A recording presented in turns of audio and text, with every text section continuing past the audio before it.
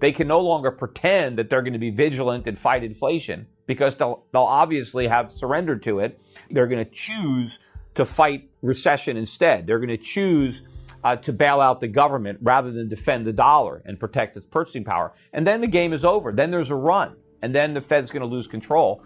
And at that point, we're going to have to make a very difficult decision. The Fed's going to have to make a decision.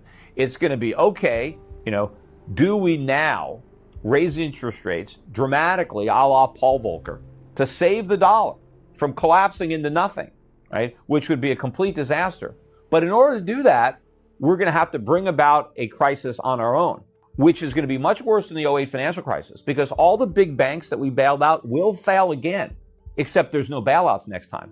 And it's not just going to be the shareholders of the banks that lose money, and it won't just be the bondholders, but the depositors. In order for the Fed to do the right thing, it has to let depositors of Bank of America, of Wells Fargo, lose their deposits because there is no money there. And the Fed cannot bail out the banks if it's also raising interest rates and shrinking its own balance sheet. So all the chickens have to come home to roost. The government has to fess up. We have to default on our bonds. We have to tell senior citizens, you're not getting Social Security, you're not getting Medicare, it's all over. These were promises we made to get your votes. We can never keep them. And, this is what you get for trusting us, right? Just admit all that, or they don't admit all that, and the dollar does become monopoly money, and then now we're Zimbabwe. Yeah.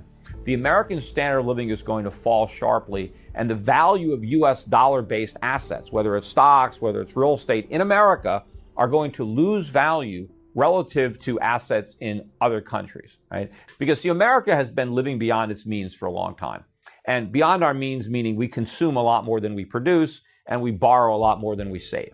And that's fun until the party ends. But the only reason that that's been possible is because other people in the world have been living beneath their means. They've been producing and not consuming. They've been saving and not borrowing. They've been doing the hard part. We've been doing the fun part, right? But I think when the air comes out of this bubble and you get this major realignment and transfer of wealth, Americans are going to have to suffer for their prior profligacy. We're going to have to roll up our sleeves and start working again and producing and saving. And I think other people in the world are going to start to reap the rewards of their frugality, of their underconsumption, of their savings and investment. And that's going to be in a higher exchange rate, which is going to enable foreign workers and foreign savers to consume more out of the global production, right? I mean, whatever's produced in the world is produced, and everybody bids for it. I mean, Americans have been able to grab a larger proportion that they're entitled based on the elevated value of the dollar. Well, when the dollar collapses, it doesn't do it in a vacuum. It means other currencies rise. Of course, all currencies can be falling relative to gold. But what's important as far as consumption is how the currencies do relative to one another.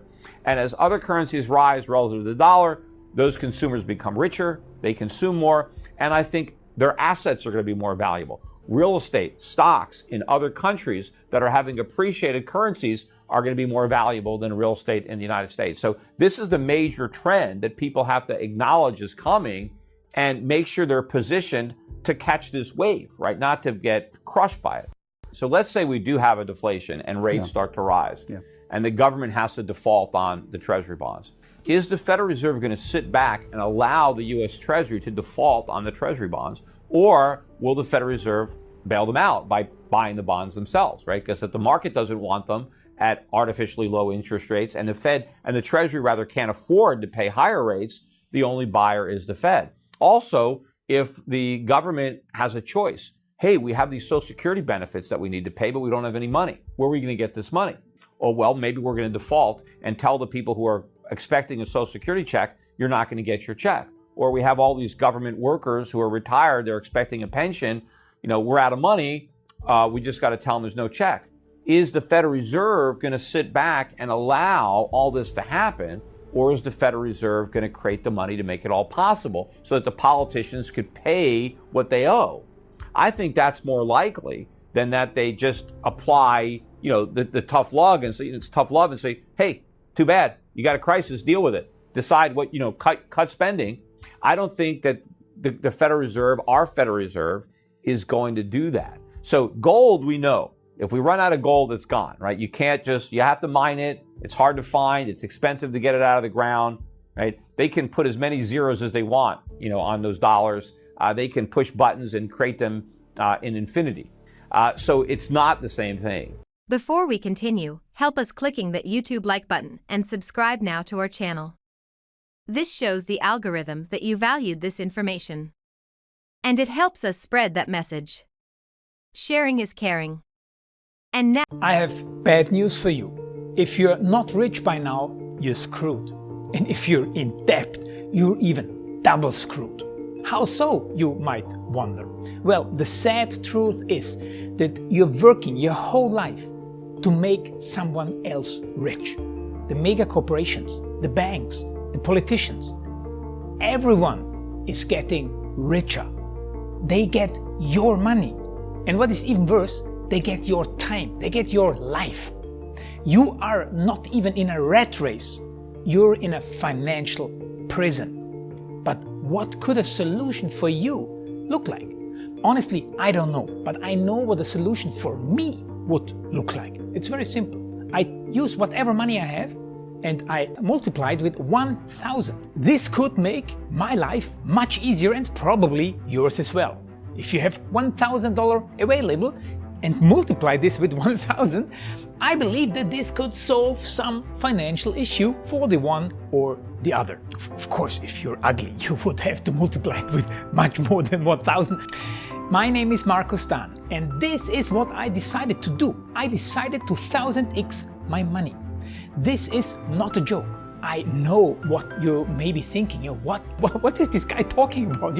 How should this work? This is not possible. Well, I made a detailed video where I laid out my plan. And some clever folks might even want to look at this plan and copy it and do exactly what I do. This is just a little hint on the side. You have two options. You leave, you forget what you have seen. You do whatever you're doing and you hope that somehow you get some other results. Good luck with that. Or you click the link below the video. You enter your email address because I'm not showing this to everybody. You at least watch my video on how I plan to 1000x my money. The choice is yours. Make the right choice. Join me.